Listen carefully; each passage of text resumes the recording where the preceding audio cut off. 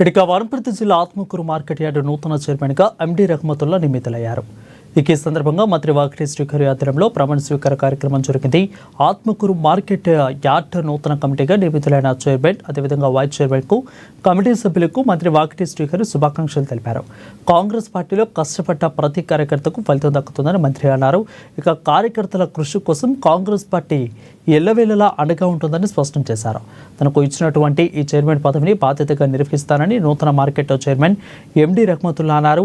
ఇక రైతులకు అండగా ఉంటానని, ఆత్మకూరు మార్కెట్ యార్డ్ అభ్యున్నతికి కృషి చేస్తానని తెలిపారు.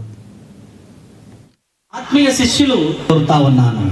ఇది బీద బడుగు బలహీన వర్గాల పార్టీ. నేను అందుకే అంటా ఉన్నా, సోదరుల తస్మత్ జాగ్రత్త, తస్మత్ జాగ్రత్త. ఈ రోజు అధికారంలో కాంగ్రెస్ పార్టీ ఉంది, రేవంత్ అన్న ఉన్నాడు, మీరు గెలిపించుకున్న ఎమ్మెల్యే ఉన్నాడు, పక్కనే జిఎంఆర్ ఉన్నాడు, మీ ఎమ్మెల్యే మంత్రిగా ఉన్నాడు. అభివృద్ధి ఈ 3 సంవత్సరాలలో 10-20 ఏళ్ల నుంచి వెనుకబడ్డ ఈ నియోజకవర్గం ఈ 3 సంవత్సరాలు 3.5 సంవత్సరాలలో అభివృద్ధి పరుగులు తీయాలంటే మీరందరూ ఈ లోకల్ బాడీ ఎలక్షన్స్ వల్ల ఖచ్చితంగా అభివృద్ధిని కాంక్షించే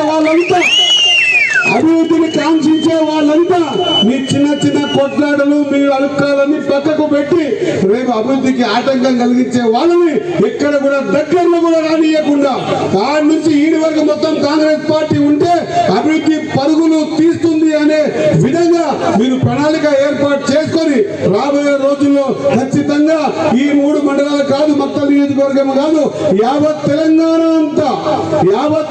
అంతా ఆ రోజు సర్పంచ్ లాగా కాదు. సర్పంచులు గతంలో బీఆర్ఎస్ పార్టీలో పనిచేస్తే ఎంతో మంది ఉరిపోసుకొని చచ్చిపోయారు. అట్లా కాకుండా గతంలో మాదిరిగా రాజశేఖర్ గారు ఎట్లుంటుండే ఇప్పుడు రేవంత్